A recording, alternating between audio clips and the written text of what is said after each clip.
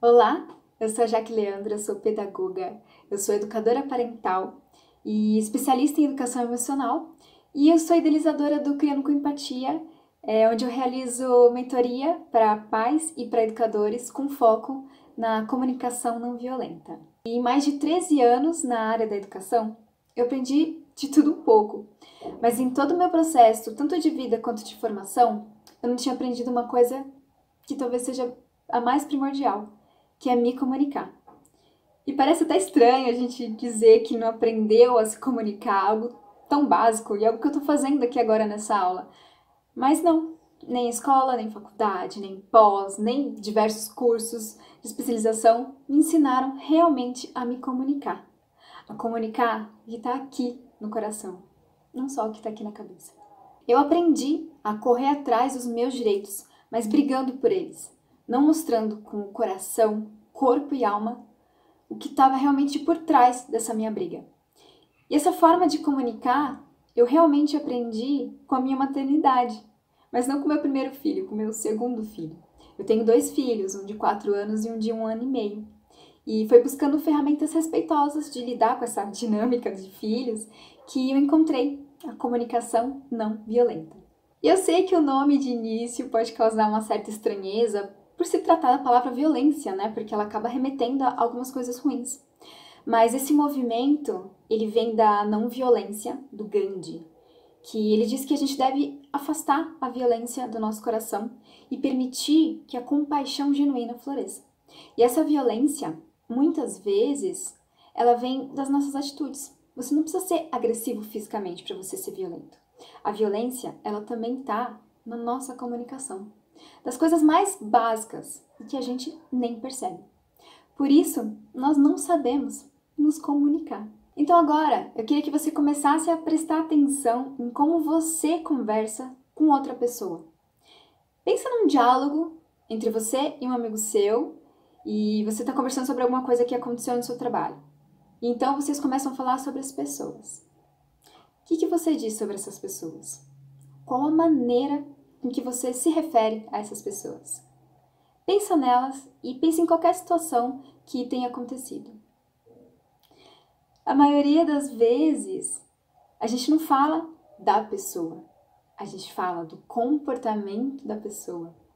Então a gente enquadra esse comportamento como sendo a pessoa. Pensa no seu chefe, ele é um mandão. Naquele colega que sai para tomar cafezinho toda hora, um folgado.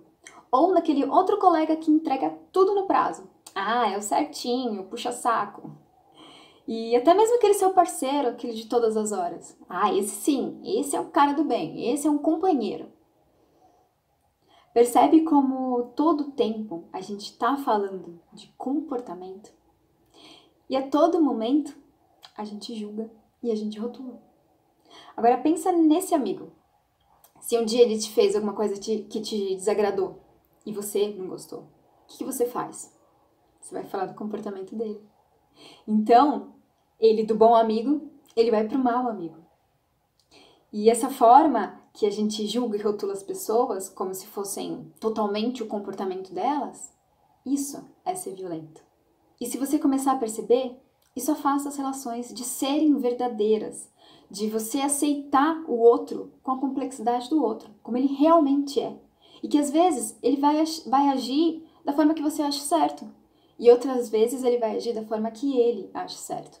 E foi bem nesse meio de certo e errado, de rótulos, julgamentos, que nasceu a comunicação não violenta. E quem deu a luz para a comunicação não violenta foi o psicólogo Marshall Rosenberg. Ele era judeu e ele se mudou para os Estados Unidos com os pais deles na década de 40 e era numa época que tinha muito conflito racial. E por ele ser judeu, ele apanhava dos outros meninos na escola. Então, além do comportamento, essa condição que a sociedade e até que nós mesmos nos enquadramos, nos rotulamos, como branco, negro, judeu, brasileiro, chinês, não deixa de ser um rótulo. Isso, mais uma vez, enquadra a gente numa forma que às vezes o outro pode aceitar ou não. E desde essa época, o Marshall ele já se perguntava: o que me faz permanecer conectado e compassivo com o outro, mesmo em situações extremas? Porque ele veio de um lar que era super amoroso. E aí do outro lado, onde ele saía para fora, para o mundo, era diferente. Então, ele decidiu se aprofundar nesses estudos sobre fazer essa ligação entre esses extremos, né? E tirar esse bloqueio que afastavam as relações. E ele descobriu que tudo isso realmente estava totalmente ligado com rótulos e julgamentos. E no trabalho que eu faço com os pais, entra bem nesse ponto desse rótulo, julgamento, comportamento. Alguns pais, eles não sabem o que fazer com o comportamento da criança. E que muitas vezes a criança manifesta birra, grita, chora, bate, se joga no chão. E se você está assistindo e você é pai ou mãe, vai saber muito bem do que eu estou falando, né? E como é desafiador a gente entender o que realmente fazer nessa hora. Mas dentro da comunicação não violenta, o primeiro pilar que o Marshall fala é sobre que é importante a gente observar o comportamento do outro sem julgar, sem rotular. Quase como se você tivesse uma lupa de detetive para investigar um mistério. E é você ter um olhar curioso para o outro, escutar atentamente o outro, independente do seu comportamento. E eu sei que é muito difícil a gente deixar de julgar, de rotular, mas quando a gente resolve tirar essa nuvem negra da nossa cabeça e começa a olhar além do comportamento, a gente começa a entrar num processo de se conectar com a criança ou com qualquer pessoa. E quando a gente começa a observar, a gente começa a querer entender por que aquela criança, aquele ser, que aquele ser está manifestando aquela irritação, aquela teimosia, medo, insegurança. E aqui a gente se depara com o segundo pilar da comunicação não violenta, que são sobre os sentimentos. E a gente acha que sabe falar sobre os sentimentos, mas na verdade, como o autor Daniel Goleman diz nas obras dele sobre a inteligência emocional, nós somos analfabetos emocionais. Quando o outro manifesta uma emoção e pra gente não é agradável, a gente se fecha, a gente não abre um espaço para observar com esse olhar curioso. E sabe por quê? Porque a gente não aprendeu, na maioria das vezes, a lidar com o que é interno. A gente consegue lidar mais com o que é externo. A gente aprendeu nesse mundo externo a amarrar sapato, aprendeu a lidar com quando o tempo está ensolarado ou chuvoso, mas a gente não aprendeu a lidar com o nosso estado interno. No máximo, a gente sabe o que fazer quando a gente está feliz, quando a gente está animado, quando a gente está calmo, confiante, mas quando a gente está bravo, chateado, incomodado, pessimista, a gente não foi ensinado a lidar com esse tipo de sentimento. E, na verdade, a gente foi ensinado a reprimir esses sentimentos. Então, quando a gente manifesta, é quase como uma vergonha se sentir assim. E agora imagina um painel de um carro que você está dirigindo. De repente, está lá dirigindo e a luz começa a piscar. O que você faz? Você dá atenção para essa luz ou você simplesmente ignora e continua a sua viagem? Bom, eu acredito que você dá atenção, porque é importante. O carro, ele precisa estar bom para a viagem também ser boa. Mas é aquele ser que está com a luzinha piscando também. Ele precisa de cuidado também. Ele precisa aprender como lidar com esses sentimentos que deixam ele desconfortável. E nós também. Nós precisamos aprender a valorizar os sentimentos, a tentar entender, seja o sentimento dos outros ou seja o nosso sentimento.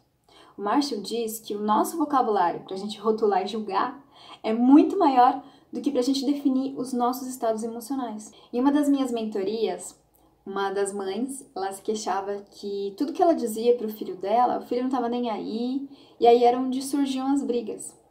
E aí ela disse para mim que ela começou, então, a falar sobre os sentimentos. Então ela falava assim, que estava decepcionada com ele, que estava cansada de arrumar a casa sozinha, que ele era um folgado, e ela ficava frustrada com tudo isso que ele não fazia. E aí então eu vou pedir que você se coloque no lugar desse filho, que recebe essa fala dessa mãe. Quando o outro recebe isso, falando da neurociência, quando o cérebro recebe essas informações, ele tem dois tipos de reação, ou luta ou fuga.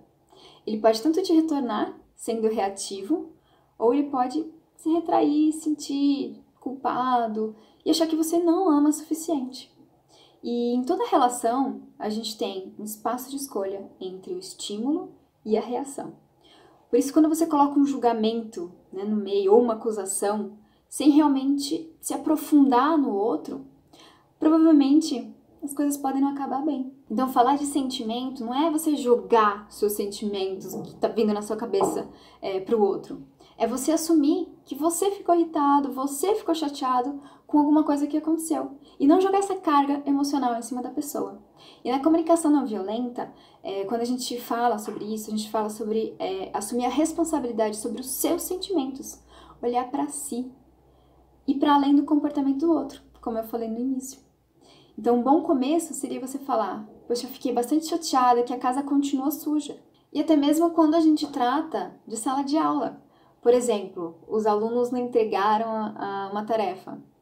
Então, você tirar esse sermão que a gente costuma dar nos alunos, né? Cobrando responsabilidade, falando sobre o futuro, falando sobre bilhares de coisas que as crianças e adolescentes não vão absorver e nem ouvir um terço. Então, simplesmente falar: puxa, eu realmente fiquei indignada, menos da metade da sala entregou a tarefa. Percebe como fica mais tranquilo de ouvir e que a pessoa não precisa ser reativa na hora que você falar? Não é o outro que te faz feliz ou triste, é você que fica nesse estado. Os sentimentos, eles são seus. E o que o outro fez ou o que o outro falou foi só um gatilho para o seu sentimento se manifestar. E quando a gente fala de sentimento para os outros, é cientificamente comprovado que o nosso córtex pré-frontal, que é a parte pensante, né, do cérebro, ela fica consciente e ela tem uma autorregulação. Tem uma pesquisa que dá o exemplo de quando uma pessoa ela vê a foto de uma expressão, né, de medo ou de raiva, isso aumenta a atividade do cérebro, né, uma parte do cérebro chamada amígdala, que processa muito rápido essas emoções mais fortes. Mas o fato de alguém explicar essa emoção da imagem, dando um nome para aquele sentimento, essa parte do cérebro, essa amígdala, se torna menos ativa. E a gente chama isso de nomear os sentimentos. E é cientificamente comprovado que quando a gente nomeia o que a gente está sentindo ou o que o outro está sentindo, esse nível de estresse e de raiva ele tende a diminuir. Então, se, por exemplo, a criança ela tem um acesso de raiva porque ela não quer simplesmente escovar o dente, é muito importante, ao invés de você já ir brigando, dando aquele sermão, e até pedir para que ela se acalme, porque ela não vai se acalmar. Você está no nível dela, na altura dela, e validar aquele sentimento. Você está nervosa porque você não quer escovar o dente? É isso mesmo? Parece um pouco óbvio, mas nós, pais e educadores, assumir esse papel faz uma diferença enorme na confiança e no vínculo que a gente está criando com a criança. Ela vai se sentir compreendida com uma simples mudança de postura sua, ao invés de ficarem todos envolvidos batendo a cabeça.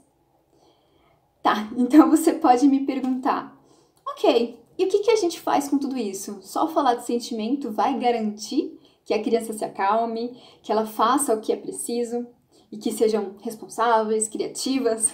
Não. Mas já é o primeiro ponto, né? O princípio para a gente estabelecer a conexão com a criança. Só que a melhor parte, ela vem agora. Como entender e lidar com esse sentimento, esse comportamento da criança?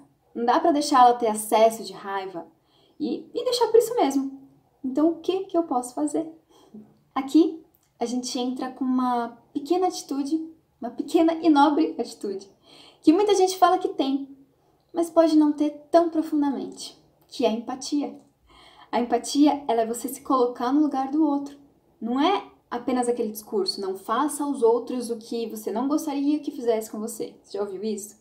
A empatia, ela é muito mais do que isso. Ela é você se colocar no lugar do outro para além do outro. Então, o discurso certo seria: não faça aos outros o que o outro não gostaria que fosse feito com ele. Então, aqui, essa empatia, ela é muito usada no terceiro pilar da comunicação não violenta, que fala sobre as necessidades.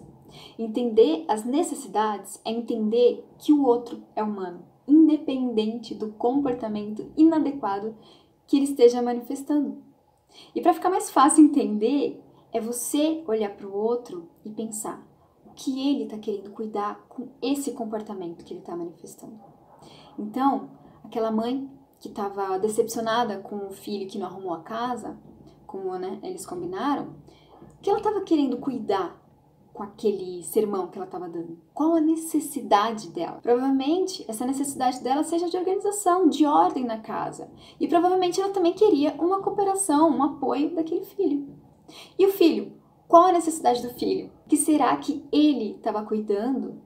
O que será que era mais importante para ele cumprir e ter deixado o combinado que ele fez com a mãe? Então foi essa pergunta que eu fiz para essa mãe. E ela não sabia me dizer, porque o filho ele não cumpriu o combinado e ela simplesmente não perguntou o porquê que ele não cumpriu. Ela simplesmente se incomodou com o fato dele não ter feito o que foi combinado. E é o mesmo caso das salas de aula, dos alunos que não entregaram a tarefa. Quantas vezes a gente não procura saber o que tem por trás de tudo? A gente fica só aqui e a gente esquece de expandir, esquece que a gente precisa se comunicar com o outro, olhar além da preguiça, além do descaso, além da birra, além da manha, além do choro sem sentido.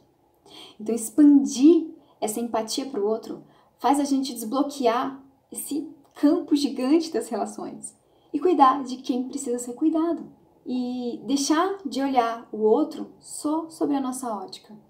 Isso melhora as relações, não só com o outro, mas com a gente mesmo. E é importante a gente fazer essa ligação entre o sentimento e a necessidade. Numa outra mentoria que eu faço, a mãe ela disse que ela ficava muito estressada com o filho que não queria sair do carro.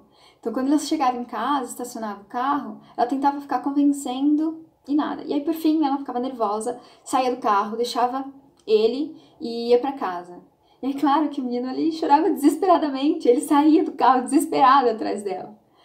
Mas o quanto isso estava afetando ela e o filho.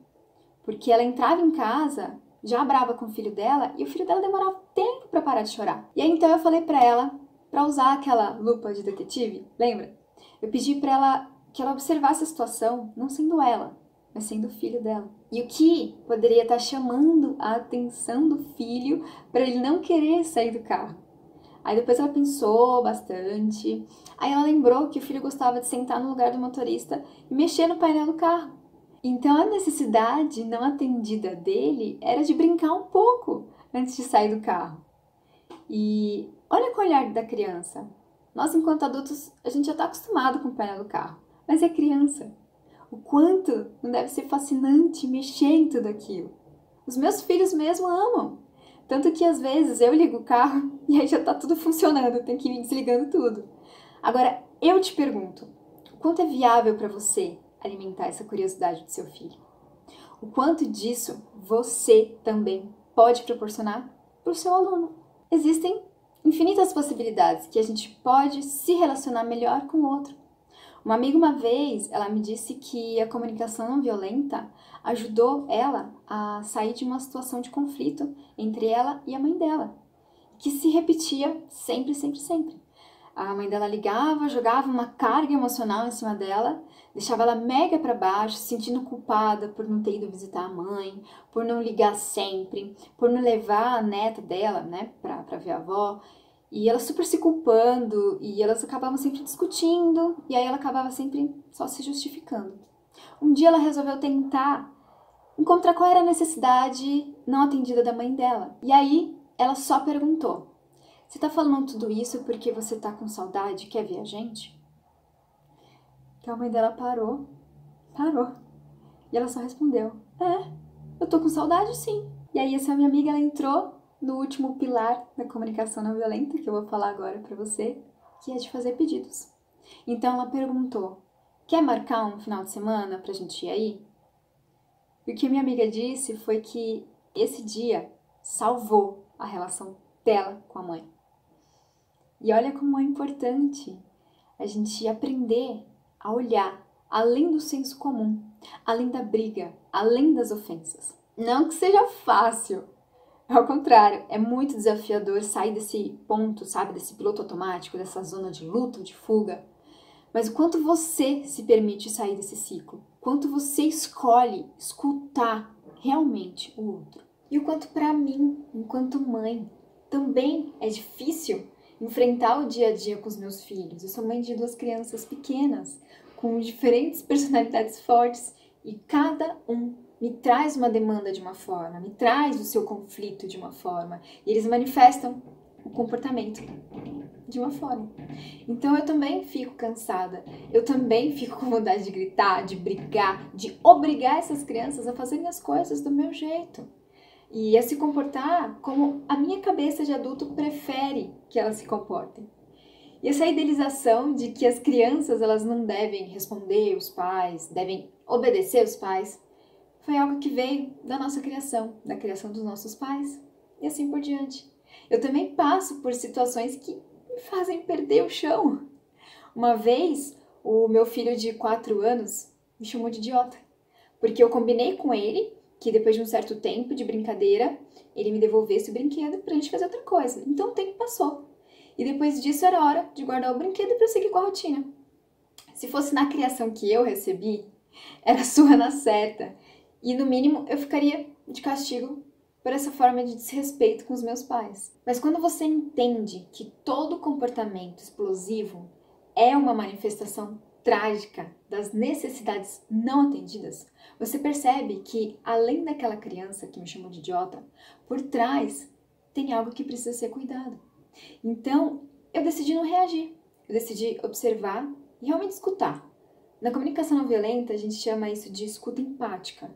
Então, eu decidi nomear o sentimento dele para que ele também pudesse se escutar. Então, eu perguntei: você ficou nervoso porque você queria brincar mais com esse brinquedo? E você me chamou de idiota porque eu pedi para você me devolver esse brinquedo? E aí ele, com muita raiva, ele respondeu, ele confirmou que ele ainda queria brincar.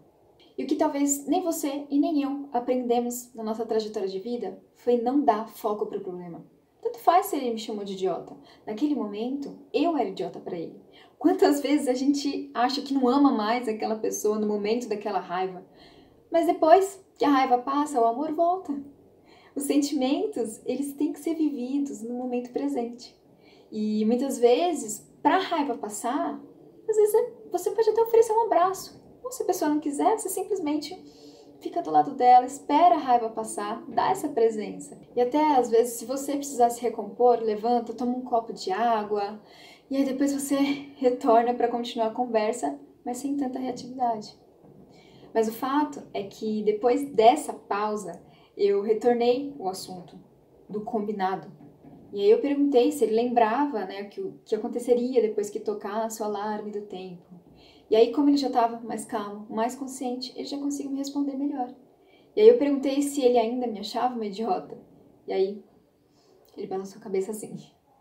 Os conflitos, eles existem. Eles sempre vão existir. Mas aí eu te faço uma pergunta. Quanto você se permite sair desse ciclo? O quanto é importante para você sair desse estado emocional que não tá te fazendo bem? Qual o preço de dar longos sermões e afastar as crianças da gente? E agora no último pilar, quarto pilar da comunicação não violenta, que é de fazer pedidos que possam satisfazer as nossas necessidades, ele também é muito importante porque muitas vezes a gente fala dos nossos sentimentos, a gente fala das nossas necessidades, mas a gente acha que o outro tem que adivinhar o que a gente quer. Então, se a gente voltar lá nos exemplos do começo, né, naquele da mãe com o filho, né, aquela que a mãe estava desapontada, cansada, queria organização, como ela pode pedir para o filho essa cooperação? Então, se ela observar o que aconteceu com o filho para ele ter descumprido o acordo, ela pode usar essa empatia. Pode ser que o filho estivesse preocupado com uma prova, com um trabalho, que às vezes ele tinha que entregar. Ou a gente pode até ser mais realista e perceber que ele não limpou porque ele estava jogando videogame, estava fazendo qualquer outra coisa que fosse de lazer. Então, para ela sair desse ciclo de briga, ela pode falar o quanto ela está cansada e quanto ela precisa desse apoio. Mas ela sabe que o videogame ou esse lazer é importante para o filho. E se no caso, por exemplo, se o filho for adolescente, ela pode perguntar às vezes dessa maneira: como você acha que a gente pode arrumar esses horários para que você possa conciliar esse seu lazer com as tarefas da casa? E essa é a segunda chave para a gente envolver essa criança ou esse adolescente, fazer com que ele se sinta útil, se sinta pertencente no processo de regras da casa e sentir que ele também tem um poder de decisão. E assim como no exemplo da escola, que aquela professora que vivia reclamando que os alunos não entregavam a lição, o quanto foi importante ela ouvir o que aconteceu com cada um dos alunos e envolver esses alunos nesse processo de como eles poderiam fazer para que não houvesse mais entregas em atraso. E aí mobilizar os alunos a construírem regras, ensinar eles a desenvolverem, muitas vezes, rotina na casa deles que pode não ter. Eles se sentem realmente envolvidos para cooperar. E isso é de fato, isso melhora o comportamento, melhora o humor, melhora o aprendizado, melhora a forma de você conduzir o relacionamento. E a gente aprende a se comunicar com o outro. Claro que nem sempre vai ser fácil, mas se eu posso te deixar aqui uma dica extra, os conflitos, eles são as melhores oportunidades de crescimento pessoal, se você permitir assim. E o nosso caminho, ele tem muitos desafios, mas se você se permitir errar, aprender com o processo, ele vai ser muito mais compensador. E dos pais, das mães, dos professores, gestores escolares que eu atendi em todo esse tempo de mentoria, todos que colocaram realmente a comunicação não violenta em prática e na vivência, eles tiveram uma mudança e tanto na forma de lidar com o outro. E o quanto as crianças, os adolescentes, os amigos, os parceiros dessas famílias também receberam essa troca. E eles começaram também a dar o melhor de si. Esse é o caminho da não violência. É você se permitir observar, é você se permitir falar dos sentimentos, é você investigar, ouvir além do comportamento e enxergar a necessidade, e você pedir o que realmente vai te fazer bem ou que realmente vai beneficiar o outro. Bom, esse foi o básico da comunicação não violenta que eu trouxe aqui para você nessa aula, mas tem muito mais coisa para a gente aprofundar e melhorar nossas relações. Mas eu vou ficando por aqui e eu espero ter plantado uma semente do bem em você que investiu um pouquinho do seu tempo para estar aqui. Eu agradeço mais uma vez e até a próxima.